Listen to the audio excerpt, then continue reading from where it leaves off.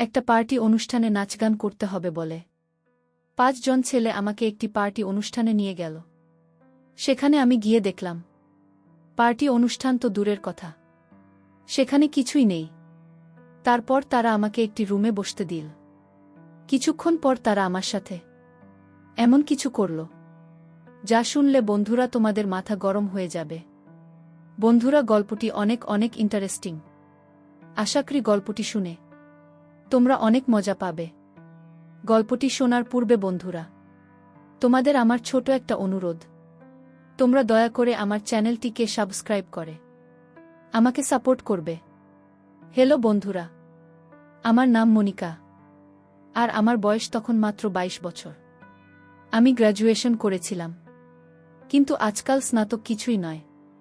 বিয়ে করার পরও মানুষ ডিগ্রি হাতে নিয়ে রাস্তায় রাস্তায় ঘুরে বেড়ায়। এটা সঠিক ধারণা আমি তখনই বুঝতে পারি যখন আমি চাকরি খুঁজতে বের হলাম। প্রতিটি কোম্পানির সামনে তরুণ তরুণীদের একটা বিশাল লাইন। এমতাবস্থায় আমার মতো একটা মেয়ে কোথায় চাকরি পাবে যার না আছে কোনো অভিজ্ঞতা, না আছে বড় কোনো ডিগ্রি? কিন্তু একটা চাকরি এই মুহূর্তে আমার খুব প্রয়োজন ছিল, কারণ বাবার মৃত্যুতে আমাদের শিরদাঁড়া ভেঙে গিয়েছিল। বাড়িতে বাবাই একমাত্র উপার্জনকারী ছিলেন, আর আমরা ৩ বোন অবিবাহিত ছিলাম। আমার বড় বোন শিক্ষিত ছিল না, তাই রোজগারের দায়িত্ব আমার কাঁধে এসে পড়ে। আমি যখন বাড়ি থেকে বের হলাম তখন আমি বুঝতে পারলাম বাইরের জগৎটা কত কঠিন। এখন বুঝতে পারলাম বাবা কত কষ্ট করে আমাদের মুখে খাবার তুলে দিতেন। বাবার প্রতি আমার সবসময় রাগ হতো যে তিনি আমাদের ইচ্ছা পূরণ করেন না। আমার আগে মন খারাপ হয়ে যেত, তবুও তিনি আমাকে খুব আদর করে বলতেন, মা, চিন্তা করিস না, একদিন তোর ভাগ্য ফিরবে। কিন্তু সেদিন আর এল না। একদিন বাবা ঘুমের মধ্যে মারা গেলেন। যখন সকালে আমরা বুঝতে পারলাম যে বাবা আর আমাদের মধ্যে নেই, তখন আমরা বুঝতে পেরেছিলাম যে বাবা আমাদের জন্য কতটা জরুরি ছিলেন। অন্তত তিনি আমাদের লোকের কুদৃষ্টি থেকে রক্ষা করতেন, আর খাবারের মতো মৌলিক জিনিস থেকে বঞ্চিত ছিলাম না। বাবার মৃত্যুর পর কয়েকদিন পর্যন্ত আমাদের প্রতিবেশী ও পরিবারের সদস্যরা আমাদের সাহায্য করেছিল, কিন্তু ধীরে ধীরে সবাই যার যার জীবনে ব্যস্ত হয়ে পড়ল। আজকের যুগে খাওয়াতে পারে আমি চাকরির খোঁজে বাড়ি থেকে বেরোতে বাধ্য হয়েছিলাম, এবং আমি বুঝতে পেরেছিলাম যে বাইরের জগৎ নারীদের জন্য কতটা কঠিন। আমি কোনো কোম্পানিতে চাকরি পাইনি। প্রতিটি কোম্পানির বাইরে হাজার হাজার যুবক দাঁড়িয়ে আছে। তারপর আমি বাধ্য হয়ে একটি প্রাইভেট স্কুলে একটি চাকরির জন্য গেলাম। সেখানের অবস্থা আরও খারাপ। অর্ধেক দিনের বেশি কাজ করার পরিবর্তে মাসে মাত্র ৬,০০০ টাকা পাওয়া যেত। সংসার খরচ এই সব টাকা লেগে যেত। এতেও স্কুলের মালিক আমাকে আমার অভিজ্ঞতার কথা জিজ্ঞেস করলে আমি চুপ হয়ে যেতাম, অনেক খোঁজাখুঁজি করেও। তারপর একদিন হঠাৎ স্কুলের মালিক আমাকে চাকরি থেকে বের করে দেয়। এখন আমি কি করব বুঝে উঠতে পারছি না। অনেক খোঁজাখুঁজি করেও কোনো কাজ পাচ্ছিলাম না। অনেক খোঁজাখুঁজির পর আমার এক বন্ধুর ভাইয়ের মাধ্যমে আমি একটি পিৎজা হাউসে ওয়েটারের চাকরি পাই, যেখানে সারাক্ষণ পুরুষ মানুষের ভিড় লেগেই থাকত।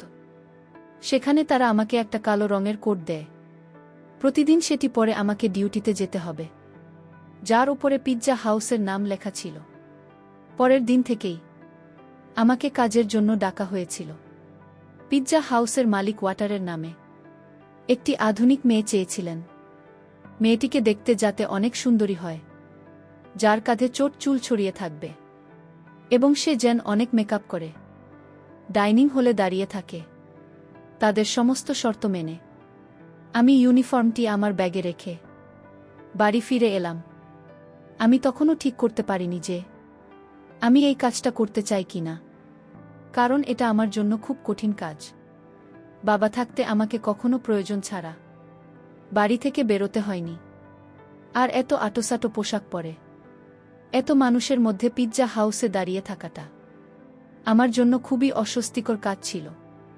কিন্তু ভাবার প্রয়োজন একজন মানুষকে সবকিছু করতে বাধ্য করে। আমি যখন সেখান থেকে বাড়ি ফিরে আসি তখন আমার মা দরজার দিকে উদ্বিগ্ন হয়ে দাঁড়িয়েছিলেন।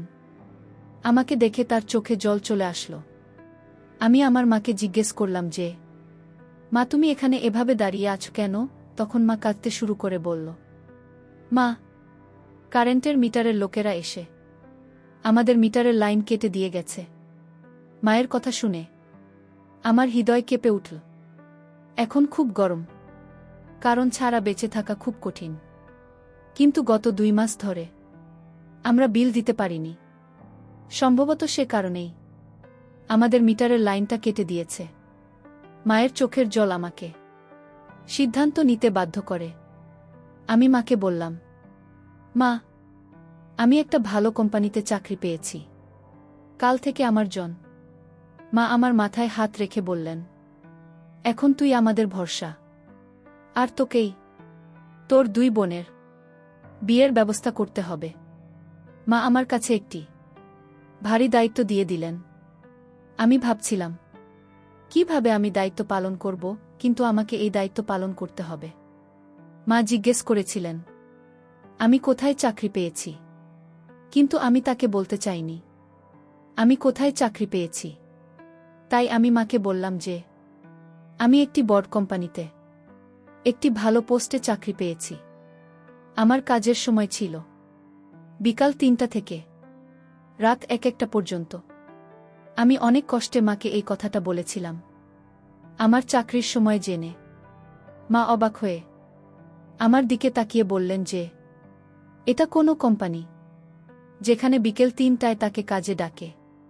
আমি মিথ্যা বলেছিলাম যে এটা একটা মাল্টিন্যাশনাল কোম্পানি, এখানে 24 ঘন্টা কাজ চলে।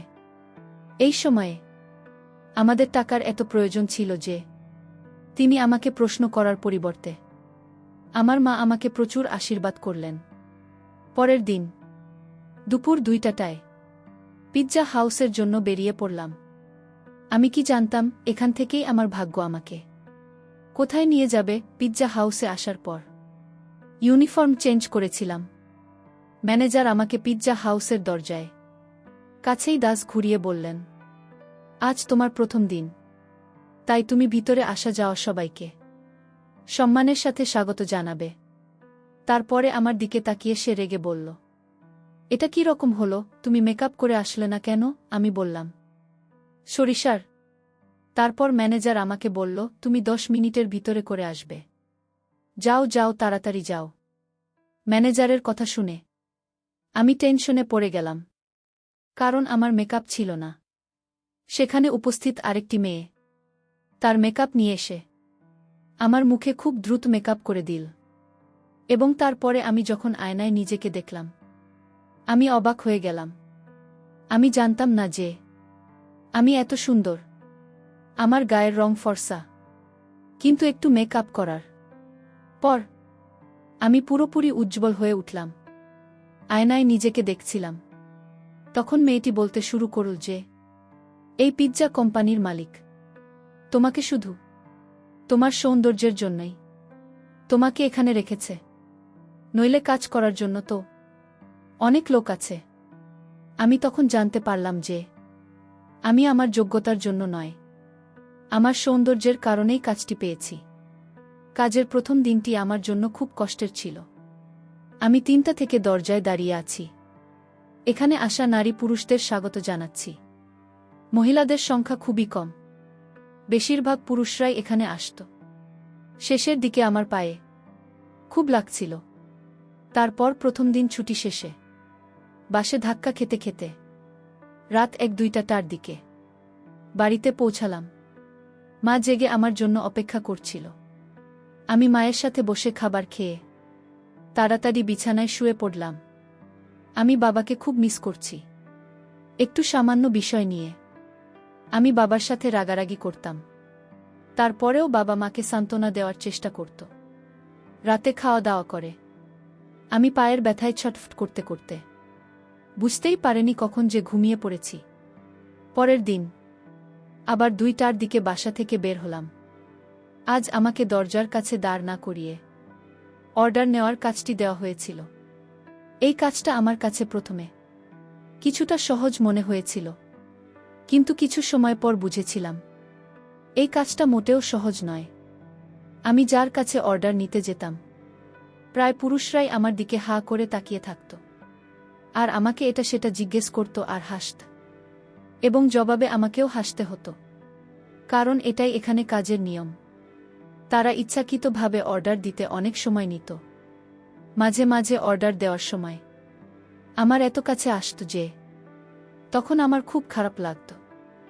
এখন আমি ভালোই বুঝতে পারছি যে এই পিৎজা হাউসটি ওয়েটারের কারণে চলত, কারণ এখানে প্রায় সবগুলো ওয়েটার সুন্দরী সুন্দরী মেয়ে, যে কারণে এখানে বেশিরভাগ পুরুষই আসত শুধুমাত্র মেয়েদের জন্য।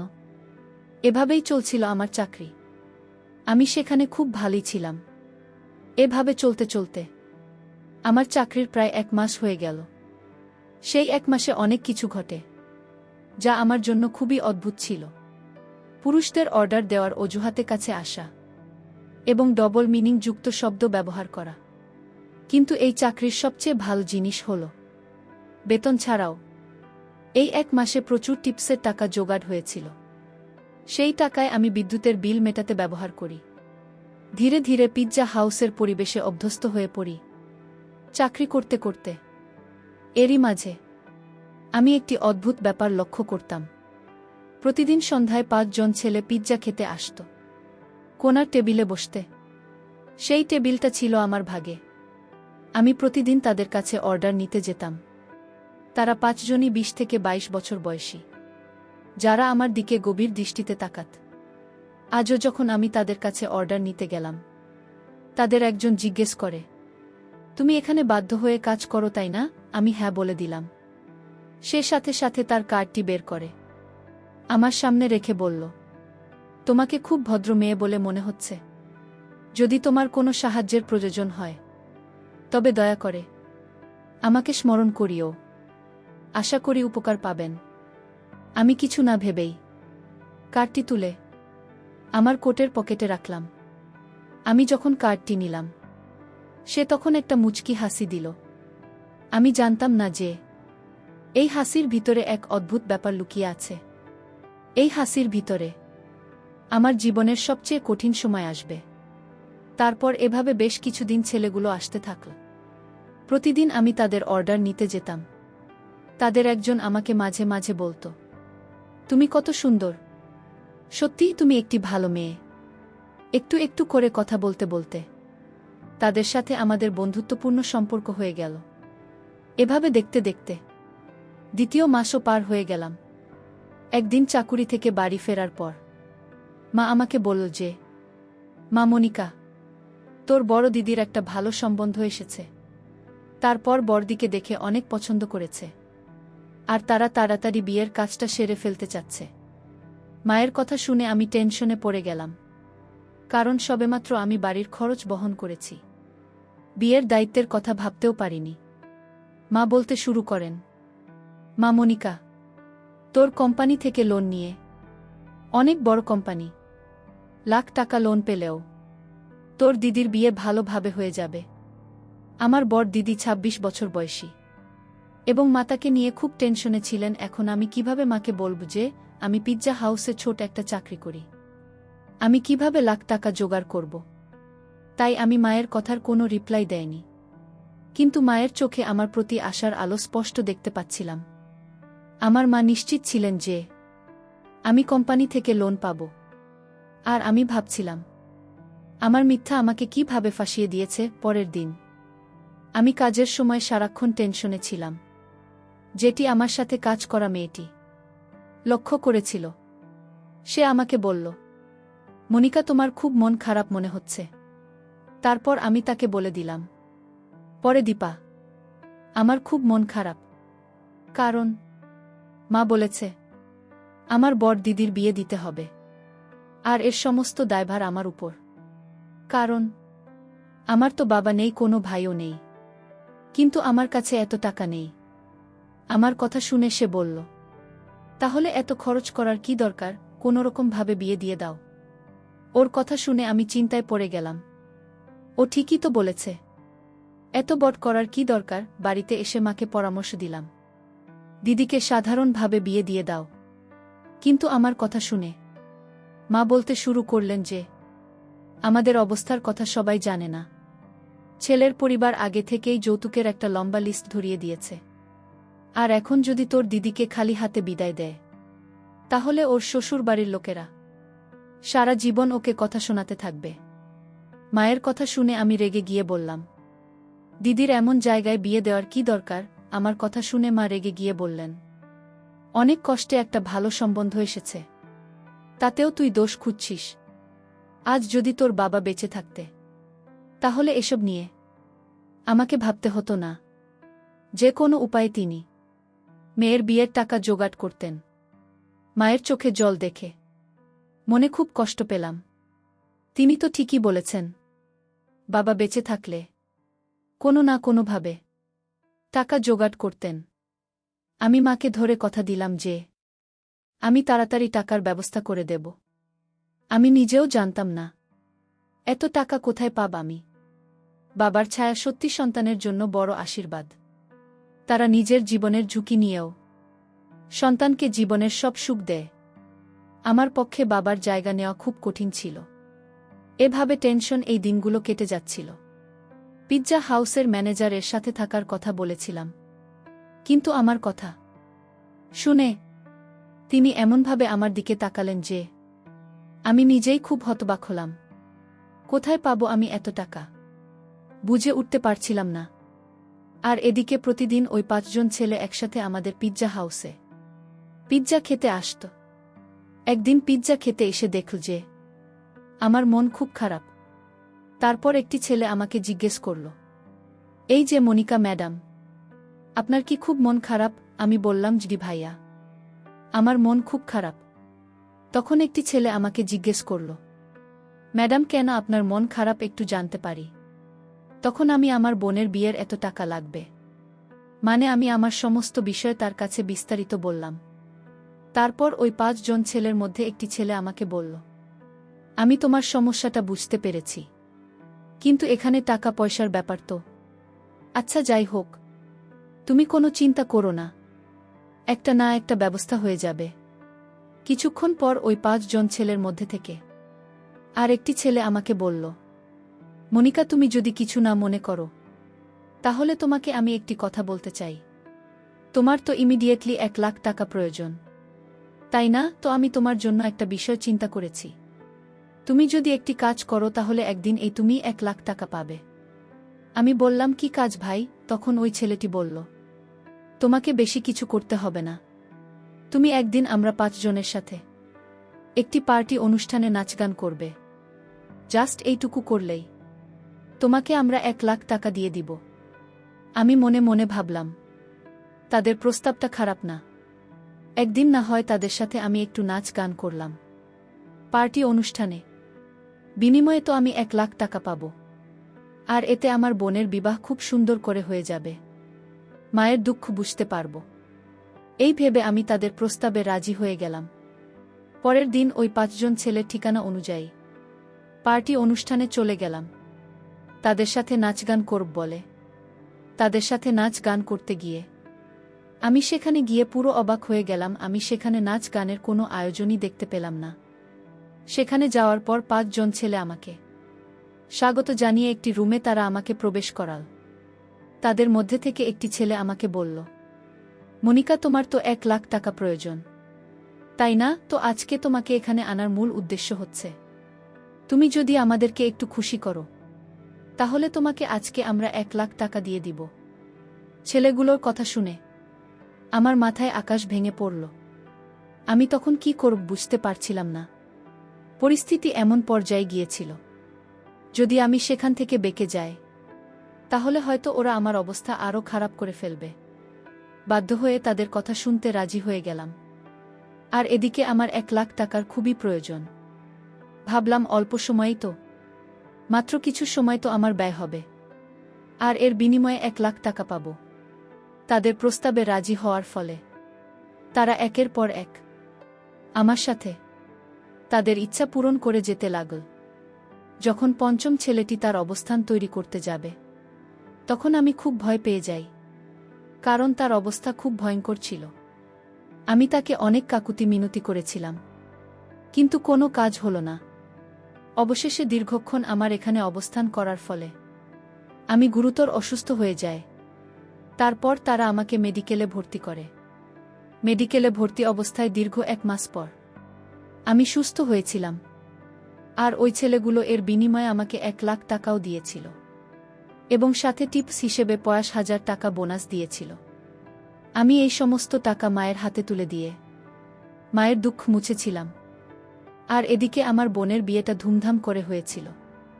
আমার বোনের বিয়ের মধ্যে আমার জীবনের চিত্রটা বারবার আমি দেখতে পেয়েছিলাম। কত কষ্টের টাকা দিয়ে আমি আমার বোনের বিয়ে দিয়েছিলাম। বন্ধুরা, ঘটনাটি ছিল আমার জীবনের সবচেয়ে ভয়ঙ্কর একটা ঘটনা। টাকার জন্য অবশেষে আমার নিজেকে বিক্রি করতে হয়েছিল। পরিশেষে আমি তোমাদেরকে বন্ধুরা, টাকা এমন একটা জিনিস যা মানুষকে অমানুষে পরিণত করে। টাকার কারণে মানুষের সম্মান বাড়ে, আবার টাকার কারণে মানুষের সম্মান, ইজ্জত, এমনকি নিজেকেও অন্যের হাতে বিলিয়ে দিতে হয়। সবই নিয়তির খেলা। বন্ধুরা, গল্পটি তোমাদের কেমন লাগল অবশ্যই কমেন্ট করে জানাবেন। বন্ধুরা, আজকে এই পর্যন্তই। আবারও আসব তোমাদের মধ্যে নতুন কোনো গল্প নিয়ে। গল্পটি যদি তোমাদের ভালো লাগে তাহলে একটি লাইক দাও। প্রতিদিন আমি তোমাদেরকে এই রকম ইন্টারেস্টিং একটা করে নতুন গল্প উপহার দিব। তাই তোমাদেরকে অনুরোধ করে বলছি, তোমরা যদি এরকম ধরনের ইন্টারেস্টিং গল্প পেতে চাও তাহলে দয়া করে আমার চ্যানেলটি সাবস্ক্রাইব করো। অবশেষে তোমাদের সকলের সুস্বাস্থ্য কামনা করি। ভিডিওটি দেখার জন্য তোমাদের সকলকে অসংখ্য ধন্যবাদ।